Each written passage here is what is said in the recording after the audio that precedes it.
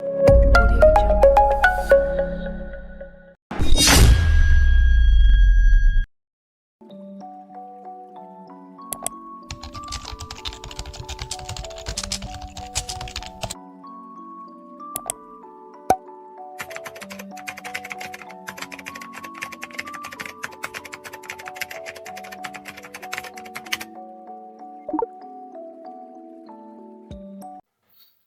Assalamualaikum warahmatullahi wabarakatuh.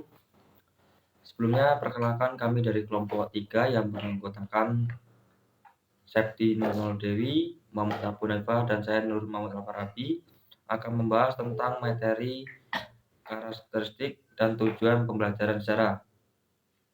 Materi pertama akan disampaikan saya sendiri, yaitu mengenai karakteristik pembelajaran sejarah. Seperti yang kita ketahui bahwasanya setiap ilmu itu pasti memiliki yang namanya disiplin ilmu. Dan disiplin ilmu itu sendiri itu pasti memiliki yang namanya karakteristiknya sendiri. Jadi bisa dikatakan bahwasanya pembelajaran yang dilakukan setiap ilmu itu pasti memiliki karakteristik yang berbeda juga terutama dalam ilmu sejarah. Adapun karakteristik pembelajaran sejarah yaitu yang pertama, pembelajaran sejarah telah mengajarkan tentang kesinambungan dan juga perubahan. Harus dipahami terlebih dahulu bahwasanya terdapat kesinambungan dari masa lalu yang telah membentuk masa kini, dan juga adanya perubahan dari unsur-unsur, nilai dan juga tatanan masyarakat sebagai bentuk reinterpretasi terhadap perubahan zaman. Setiap perubahan terjadi dalam waktu, hidup manusia juga senantiasa dikuasai oleh waktu. Keberadaan manusia di dunia ini senantiasa ada saat awal dan saat akhir. Dalam jangka waktu antara awal dan akhir tersebut, itulah manusia mengarungi masa hidupnya dengan mensejarah. Yang kedua yaitu pembelajaran sejarah mengajarkan tentang jiwa zaman. Mempelajari sejarah secara tidak langsung berarti berusaha untuk memahami bagaimana pola serta tindakan manusia sesuai dengan sudut pandang dan tata nilai bermasyarakat pada masa lampau. Dengan demikian, mempelajari sejarah berarti juga telah mempelajari bagaimana semangat, ide, serta semangat jiwa manusia pada masanya. Baik, selanjutnya akan dijelaskan oleh Mbak Septi Nurmaldri. Yang ketiga, ada pembelajaran sejarah memiliki sifat kronologis. Materi sejarah tidak lepas dari periodisasi dan kronologi. Periodisasi diciptakan sesuai dengan kronologi suatu peristiwa. Pembelajaran kronologis mengajarkan peserta didik untuk berpikir secara sistematis, kronologis, serta memahami hukum kausalitas. Sejarah sebagai salah satu mata pelajaran yang diajarkan di sekolah dapat membantu peserta didik dalam perkembangan konsep yang matang tentang waktu dan kronologi. Yang keempat, ada pembelajaran sejarah pada hakikatnya mengajarkan tentang bagaimana perilaku manusia. Sejarah menceritakan tentang manusia, tentang masyarakat pada suatu bangsa.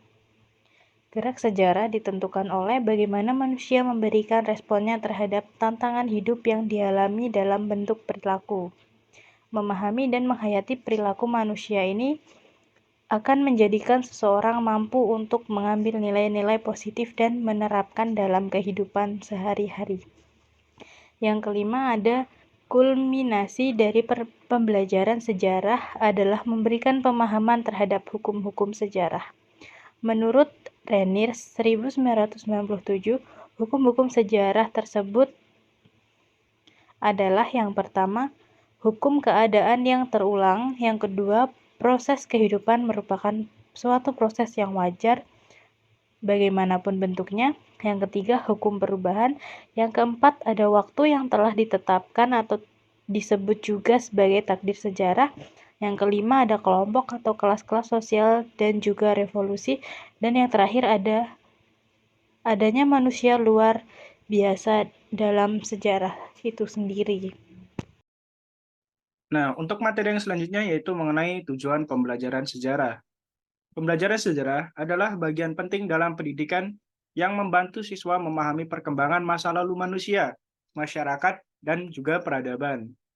Tujuan pembelajaran sejarah ini sangatlah penting karena dapat membantu siswa maupun orang yang mempelajarinya itu dapat mengembangkan pemahaman yang mendalam tentang peristiwa sejarah yang telah terjadi. Nah, tujuan pembelajaran sejarah bisa dilihat di dalam PowerPoint di poin yang pertama, yaitu siswa ini mampu memahami sejarah, di mana poin pertama ini mengandung arti bahwasannya siswa diharapkan memiliki pengetahuan dan pemahaman tentang peristiwa sejarah ini. Dan tidak hanya itu juga, pada poin pertama ini memiliki kemampuan berpikir secara kritis yang dapat digunakan untuk menguji dan memanfaatkan pengetahuan sejarah. Jadi diharapkan siswa ini dalam memahami sejarah ini, mereka itu tidak hanya sekedar memahami saja, tetapi mereka mampu berpikir secara kritis yang nantinya juga dapat digunakan untuk menguji dan memanfaatkan pengetahuan sejarah itu dalam kehidupan sehari-hari. Itu untuk arti dari poin yang pertama. Untuk poin yang kedua yaitu siswa memiliki kesadaran sejarah. Nah, untuk poin kedua ini mengandung arti memiliki kesadaran akan pentingnya dan berharganya waktu untuk dimanfaatkan sebaik-baiknya.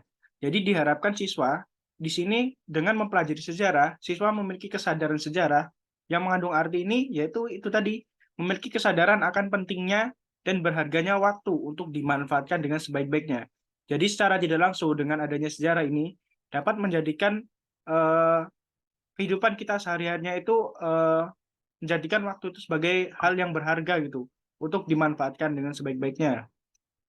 Dan tidak hanya itu juga, untuk poin kedua ini mengandung arti bahwasanya kesadaran akan terjadinya perubahan secara terus-menerus sepanjang kehidupan umat manusia serta lingkungannya.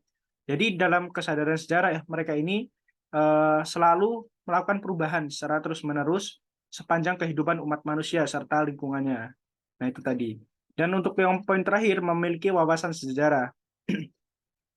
Memiliki wawasan sejarah ini mengandung arti memiliki wawasan tentang kelangsungan dan perubahan dalam sejarah sebagai kesatuan 3 dimensi, yang dimana ada masa lalu, masa kini, dan masa yang akan datang. Nah, itulah tadi tujuan pembelajaran sejarah ada 3, gitu. Nah, itulah tadi sedikit penjelasan dari kami kelompok 3 mengenai materi karakteristik dan tujuan pembelajaran sejarah. Jika ada kurang lebihnya, kami kelompok 3 mohon maaf. Saya akhiri. Wassalamualaikum warahmatullahi wabarakatuh. Bring it back, make it clap. I got 3 old thoughts, new guap, learn that damn. Bitches on my line, and you know